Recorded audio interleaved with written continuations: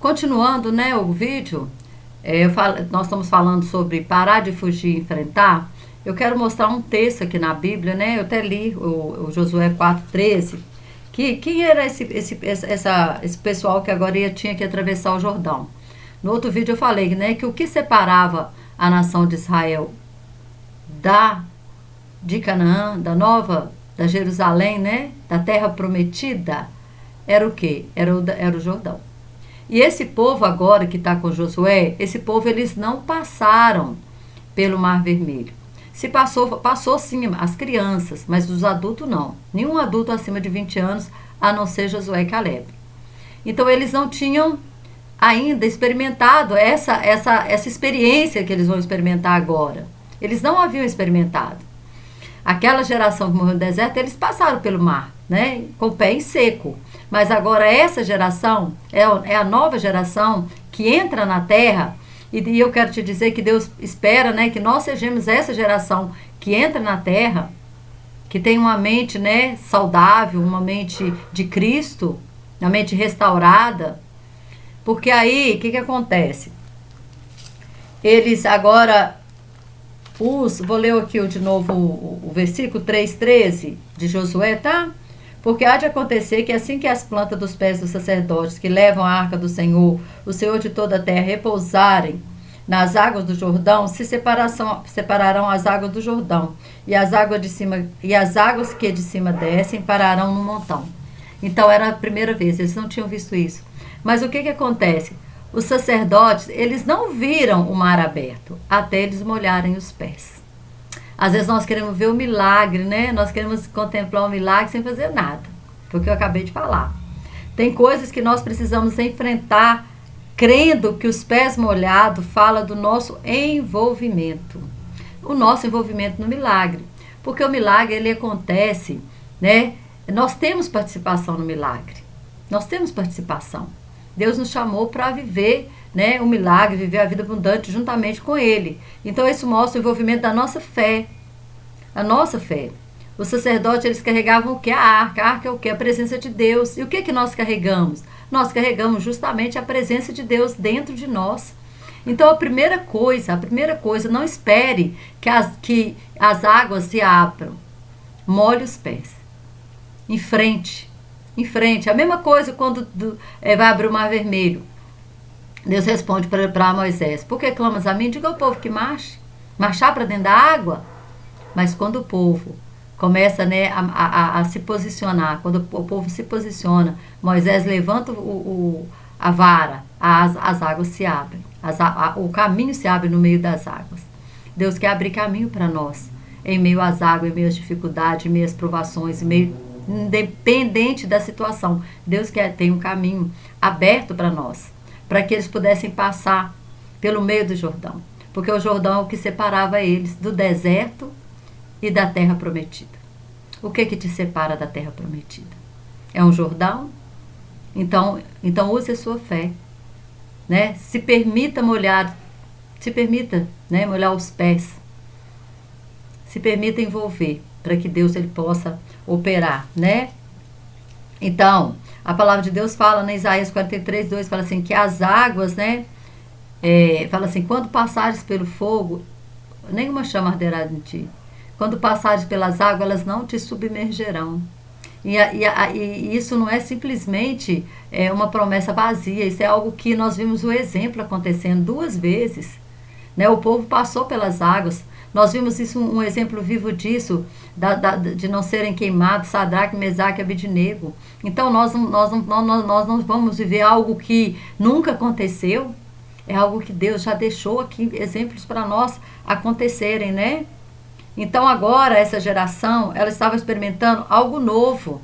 E Deus tem algo novo para a nossa geração. Eu sempre gosto de dizer que a nossa geração é a geração do arrebatamento. Deus não escolheu para nós vivermos nessa geração por acaso. Nós temos que deixar um legado, né, para as pessoas, se nós formos arrebatados, para aqueles que ficarem, né? Se nós morrermos hoje, também temos que deixar um legado. De toda forma, nós temos que estar preparados. Porque o que nos aguarda? A terra prometida. Ok?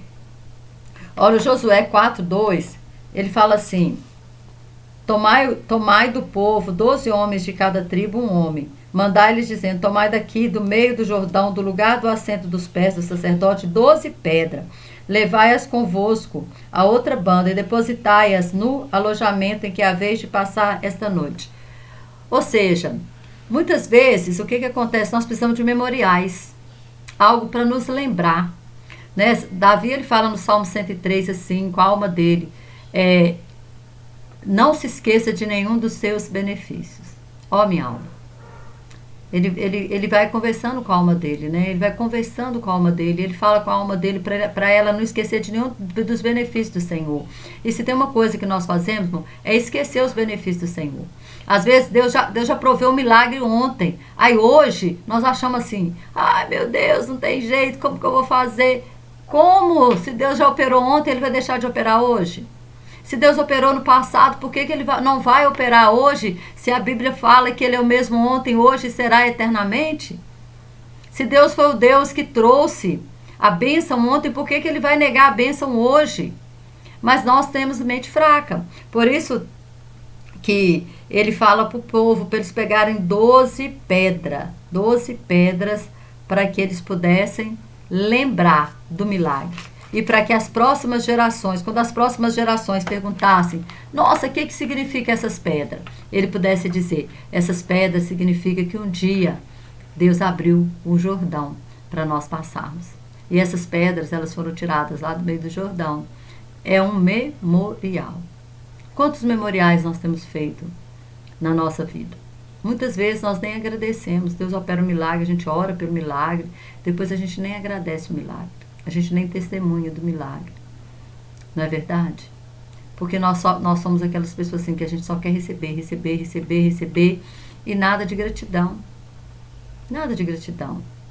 Você vê, Jesus curou 10 leprosos, só um voltou para agradecer. Imagina, de 10, significa 1%. Então, nós precisamos ter um coração grato. Porque gratidão, ela traz multiplicação. Quando Jesus, ele pega os 5 pães e 2 peixinhos para alimentar aquela multidão, ele simplesmente pegou os pães, levantou para o céu e agradeceu. Ele só agradeceu. E às vezes você pega o seu salário e murmura: isso aqui não dá para nada, isso aqui não vai, isso não vai. É isso que vai acontecer, não vai dar mesmo, porque você já está profetizando isso.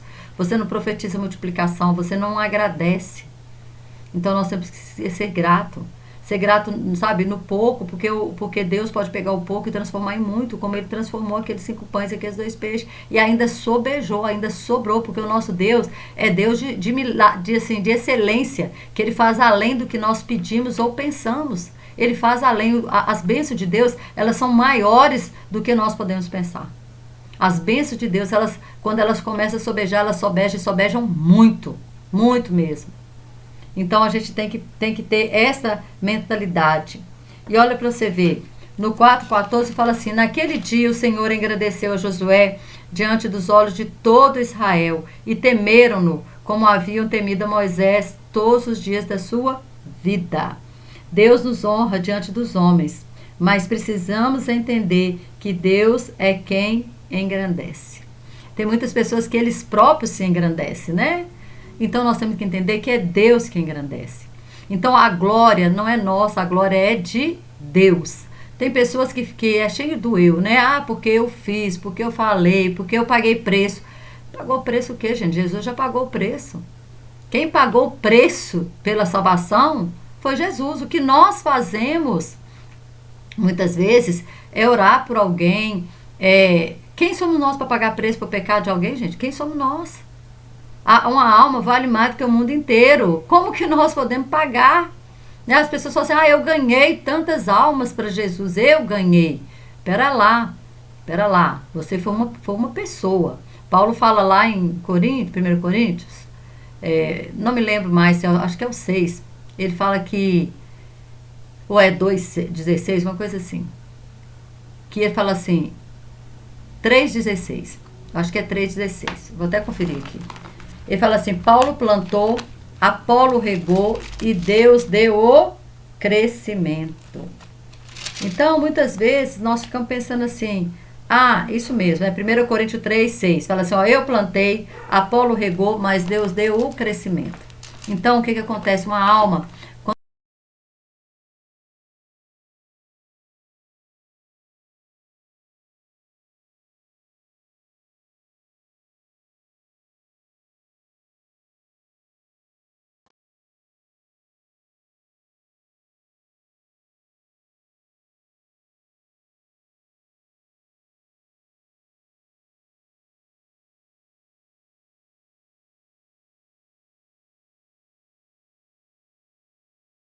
parar de nos engrandecer. Deixa que Deus nos engrandece.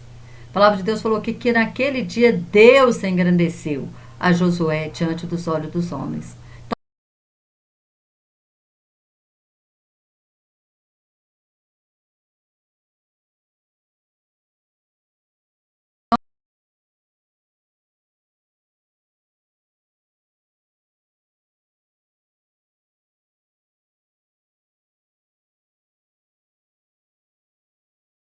Que eu tenho através do nome de Jesus. Eu tenho que entender isso porque eu sou instrumento de Deus nessa terra. Instrumento para que as pessoas sejam salvas, para que as pessoas sejam libertas, para que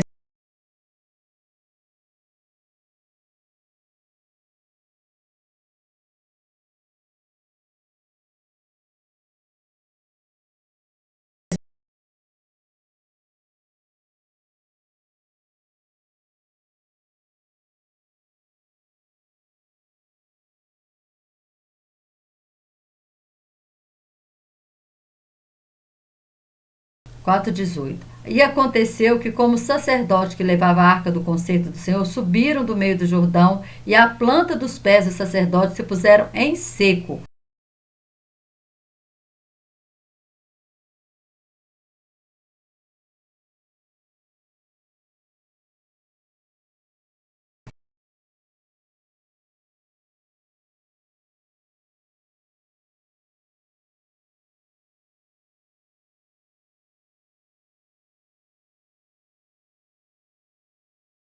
Saíram daquele lugar. Então nós somos agentes de milagre, porque nós carregamos a presença de Deus. Então nós precisamos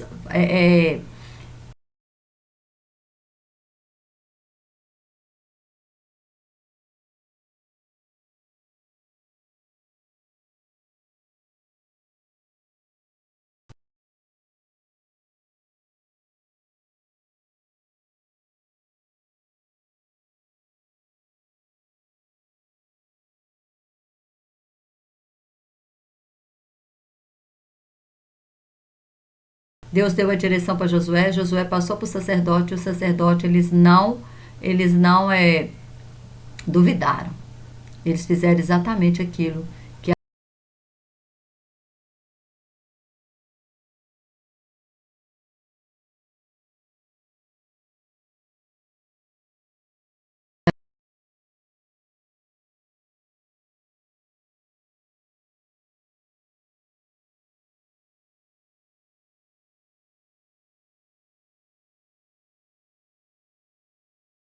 eles só tiveram que ter a fé de colocar o pé na água.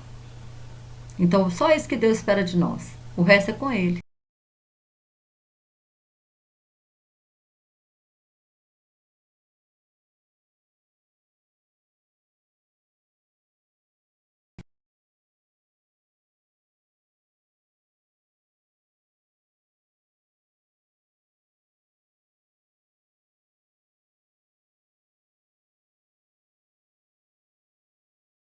Para que todos os povos da terra conheçam a mão do Senhor, que é forte, para que temais ao Senhor vosso Deus todos os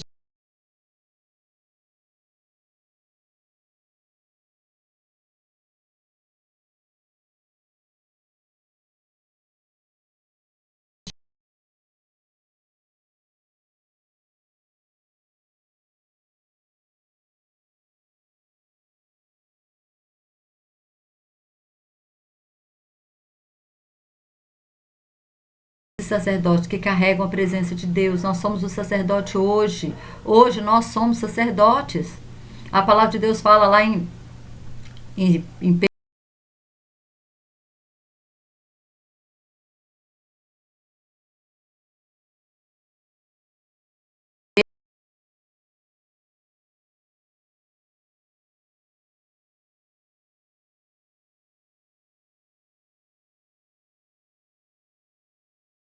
quê? Para que o nome do Senhor seja glorificado.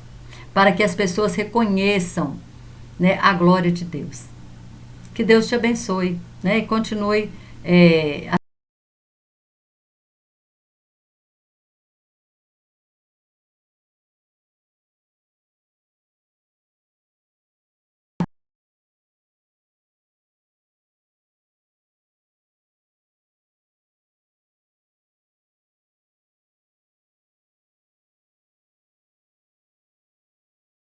parece.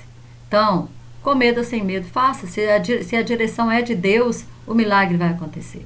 Amém? Que Deus continue te abençoando. Até o próximo vídeo.